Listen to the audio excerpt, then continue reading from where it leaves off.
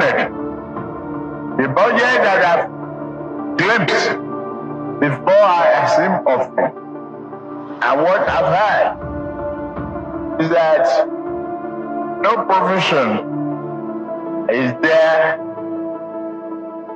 for fresh subsidy. The fresh subsidy is gone.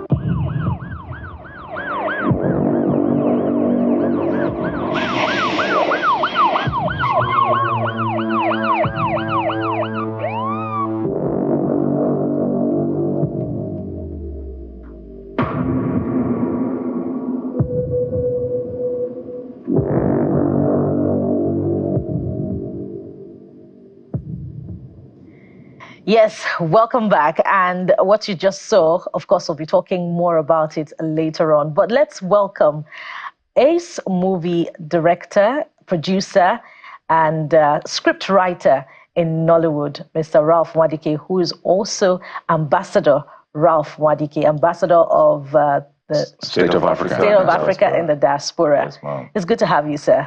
Nice to be here. Thank you for having me. And many may not know that you have your name on great works like Contractors in the past, Most Wanted, That's correct. Fortune, That's correct. Palace, Yes. and in fact you wrote scripts for some of the soap operas of the past with the old Nigerian television authority, Village Master, Second Chance, telenovelas, name it. Yes. Oh, we've done it all. Yes. Yes. So share with us your experience from that time before we get into your work of today. Yes. First off, I must give credence to God because He made everything possible for me.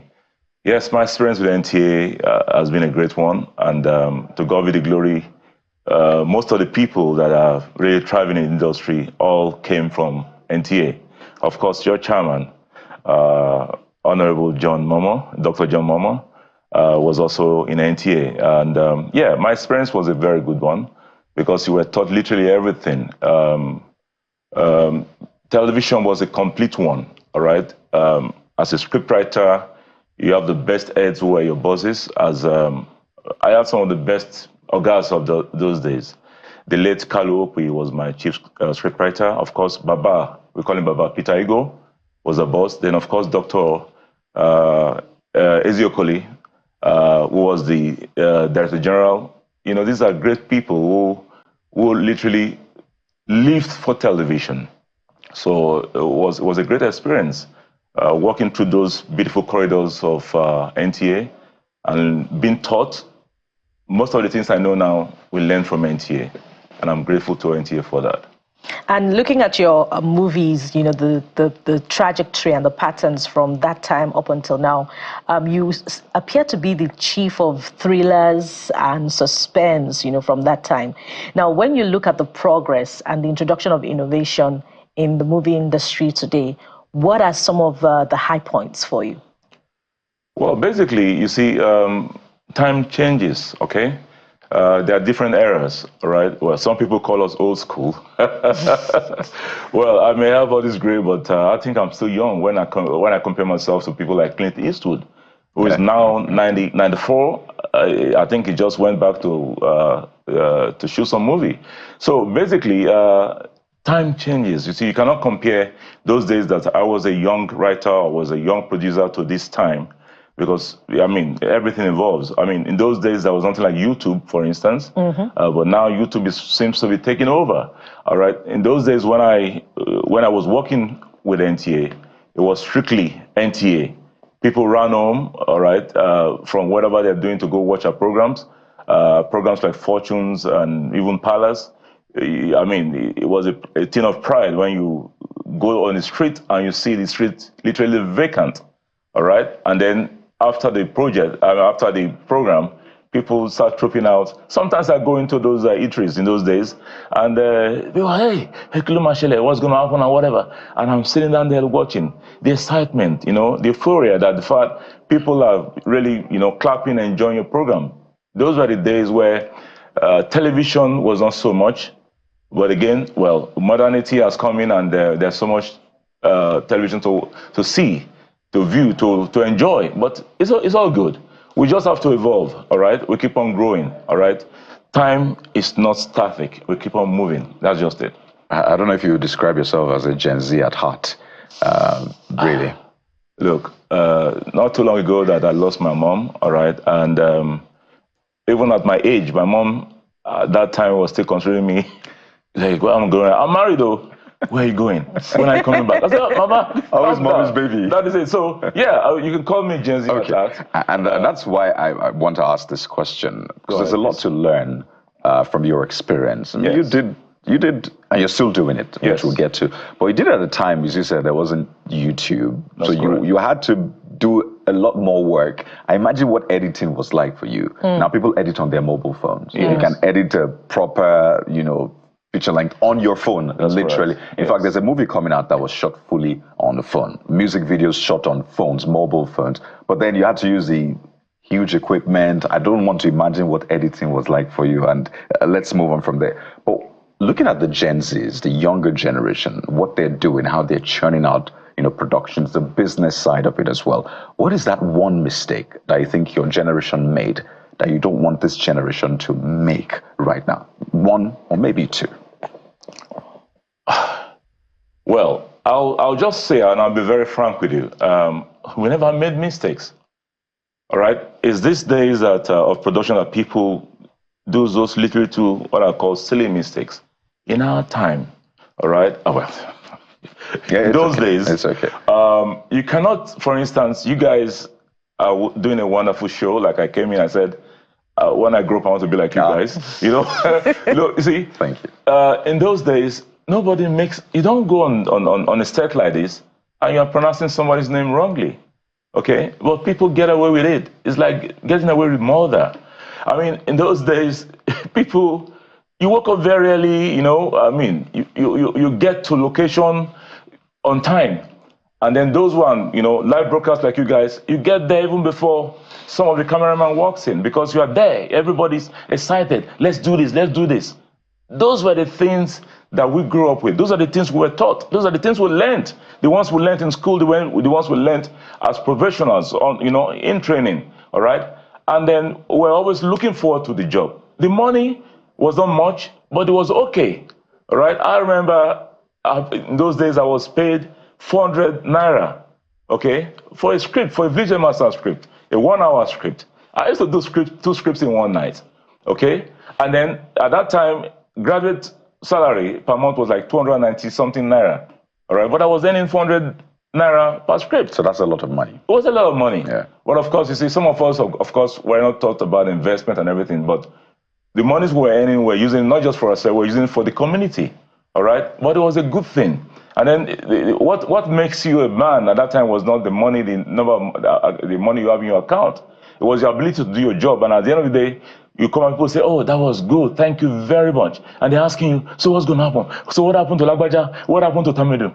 Those are the things that gives us the adrenaline to go out and work daily. And I think you've maybe identified one of the things you want this generation to learn. You talked about investment, yes, for example. And that's been a major challenge, and I think in this industry, across board. So what you have now is, yes, we understand that we want investors from out there to come in. That's correct. So the people mining our stories are the ones getting the full value for it, if you know what I mean. I know what you mean. Exactly. They're the ones, so it's like crude oil all over again. The IOCs come in, they mine the crude, we export, they refine, yes, sell petrol back to us, and they're the ones on the Forbes list. But we that have a story, we have a culture, the people, majority of it, are not getting a good slice of that pie. I'll tell you something, and I'm not very, very proud of those era, all right? There was this era where the marketers, Nigerian filmmakers, were like semi or demigods, yeah, okay? Whatever they say holds water. They can just wake up today and say, look, I don't like your face.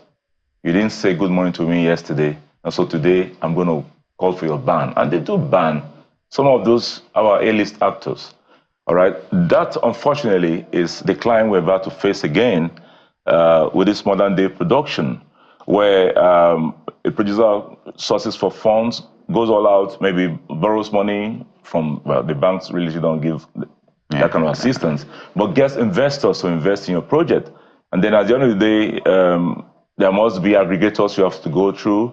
And then, of course, because the cinema culture in Nigeria, I must commend them. They're trying. I think they have about 80 or 90 cinema outlets all over Nigeria, country, you know. But it's not enough.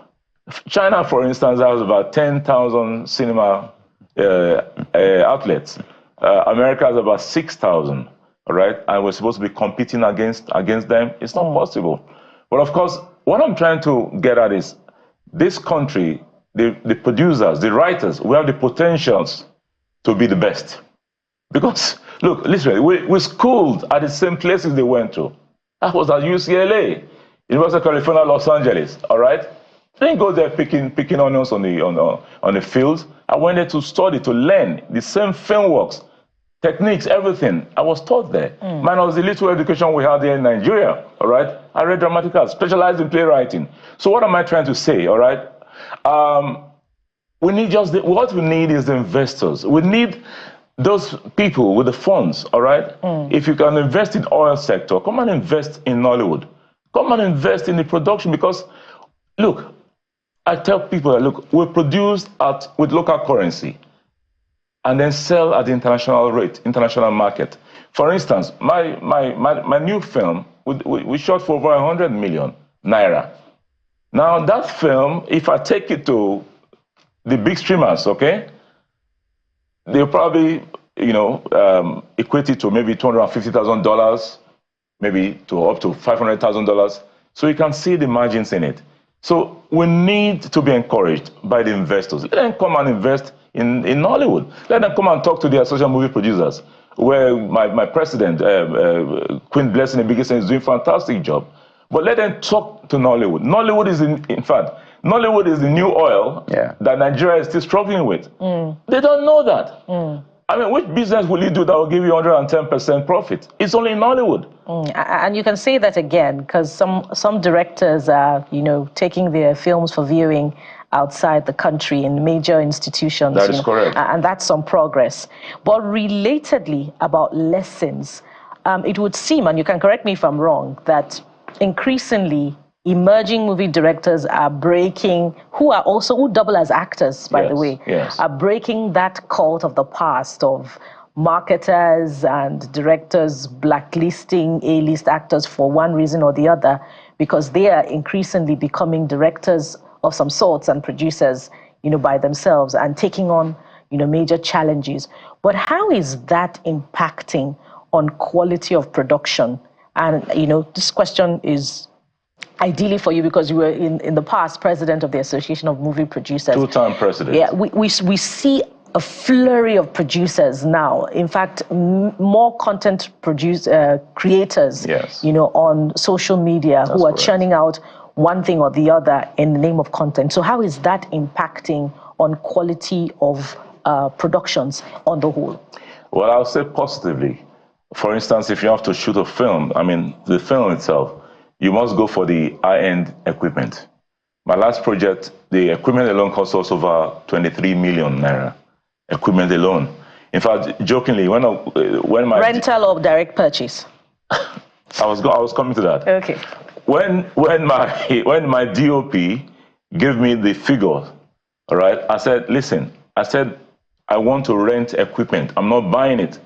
He started laughing because the time passed when I produced. When you have 2 million naira, you have all the equipment you need.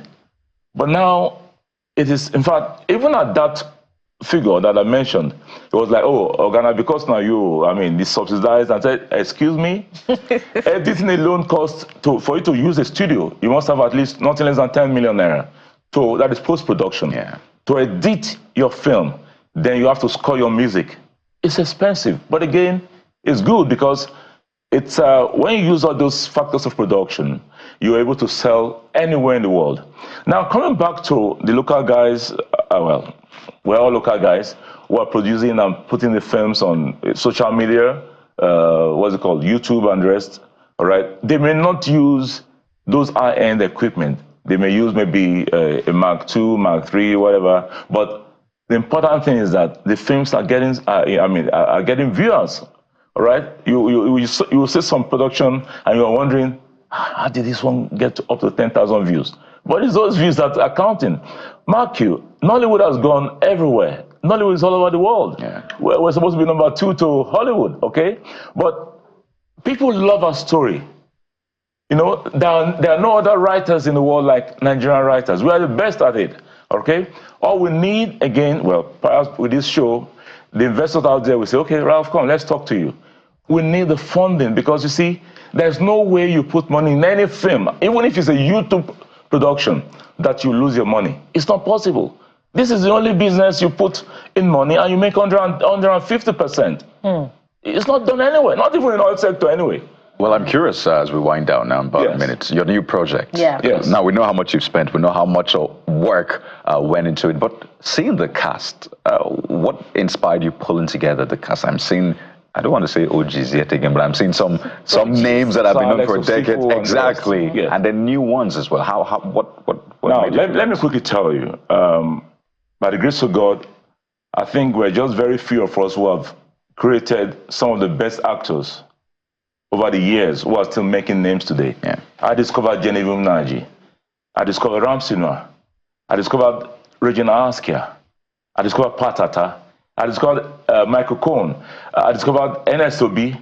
The list is, like they say, is endless. Will they agree that you discovered them? Because I mentioned that this is a national, international platform. Right. I discovered Folike Daramola. In fact, I went to Folike's mother's house in Ogba to seek her permission, just like I did for Genevieve Nnaji. I went to her mother's house somewhere in Orile Agege or somewhere. I can't remember now. All right. And the mother said, hey. I said, Mama, just give her to me. I see talent here. Yeah. Look, I discovered it's been about Februarism. Should I start naming names? And you still have a relationship with all of them? They're all my brothers and sisters. They're my friends. Okay? Recently, it really touched me. A gentleman, Michael Cohen, that's his name, that I discovered in one of my soaps, which is, by the way, on my YouTube channel. So you're on YouTube too. I just went to YouTube channel I love that. a few days ago, Nwadike TV. I'm on TV. I went back with my old content, okay? So what am I trying to say?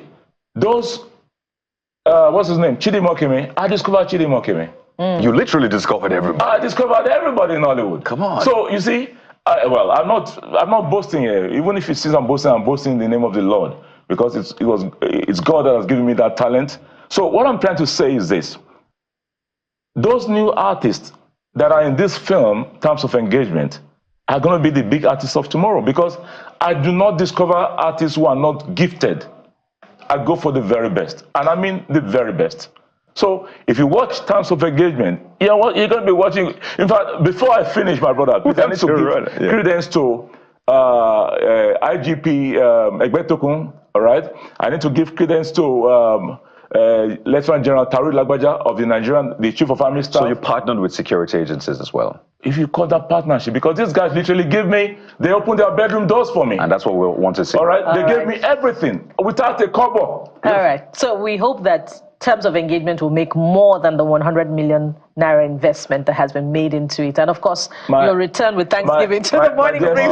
You see, the whole essence of spending that kind of money is because you want to see returns, good returns on investment. Well, I'll tell you, Terms of Engagement, we must go now. It's going to be something that's going to be that's going to engage the world, and the world will be prouder and be happier for it. And that will be a grand comeback for yes, ma'am. After so many years. Producer Ralph Nwadike. Thank you very much. Thank you so much. We're so glad that you're here and you're making a comeback, and we're looking forward to your success. Thank you so much for being on the program. Thank you so much. Thank you. And that's it on the show today. Thank you so much for being a part of it. Of course, we'll be back again tomorrow. I am Bukola Koka. And I'm Kayode Okikelu. Stay right there with us on Channels Television, because Sunrise Daily is next. There's a lot for you to discover. Have a great day. Goodbye.